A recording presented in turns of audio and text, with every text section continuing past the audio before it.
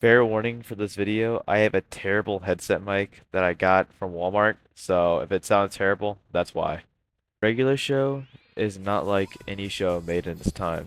It runs a wild and wacky premise of two slackers having a normal, boring job, working as park employees. It gets more out of pocket as each episode goes on. An episode could start out as cleaning a fountain and then turn into a whole ass anime with ducks turning into Megazords. I'm pretty sure every episode of Regular Show had an explosion. There wasn't one episode where someone didn't just randomly explode for no reason. But why was this show so successful compared to others that tried to do the same? It was edgy and random, but not unearned randomness like other shows. You know who likes special entertainment like that? My mom! Can I borrow $5? Uncle Grandpa is a prime example of this. It was random for just being random. So every point in that show felt unearned, which made it unfun to watch because you knew exactly what was going to happen in the next scene. Just random. It wasn't out of pocket for the sake of being out of pocket. The random moments in the show always had a point to move the episode forward. The characters themselves also had personalities to them. They weren't one-dimensional. They grew as the show went on. Dude, are you crying? No! Crying's for ladies like you! I don't cry! Characters weren't subjected to tropes that always were fallen back on. Like Ned Flanders, who was known as the wealthy Christian who always was happy and had perfect kids, aka Flanderization. I can go on a whole rant about Flanderization in characters in the shows like SpongeBob and, well, I guess like SpongeBob, who was a static character. It was the same in every episode. A fry cook who worked a dead-end job, who acted like a child and never grew from any of his experiences.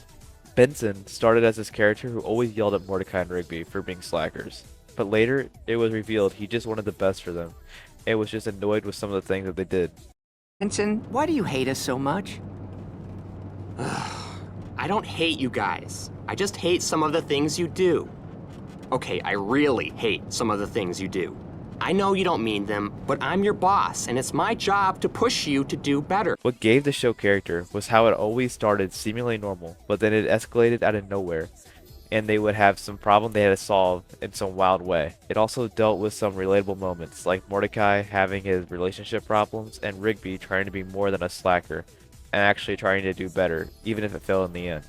It also had its heavy moments too, when Margaret left to go to college and Mordecai getting depressed and trying to move on from the girl he loved for so long, and not to mention Skips, who had the most depressing backstory. The girl he loved getting crushed and becoming immortal and outliving everyone he knew, and seeing him show these emotions stuck with me as a kid. I always saw Skips as just an old, strong dude who knew a lot, but he was more than that. The creator of the show obviously wanted to make the show more adultish, with its obvious representation of drugs and alcohol, but I think it was at its best when it tried to set it in reality, but it also had its weak points. Thomas. He started out as just a new member, but he felt isolated from the rest. He didn't have much of a personality to him, and when they did try to give him one, it felt unearned. The ending was beautiful, seeing Pops sacrifice himself to kill Anti-Pops. Now the whole last season was hit or miss, but Pops seeing the reality for what it truly was, a creation and a cartoon, was spectacular. He knew nothing mattered, so he sacrificed himself to save the rest of them. And seeing everyone grow old to that song,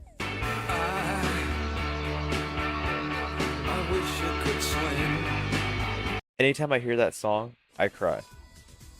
Even though Mordecai got with some random ass girl that no one's ever seen before, it was still good to see them grow. It made me want to go back and see them younger. I've never felt so sad and lonely, like I lost a friend, and I'll never get them back. A show that has such a hold on me now set themselves up so that they can never come back. I knew it would never come back, and I missed it.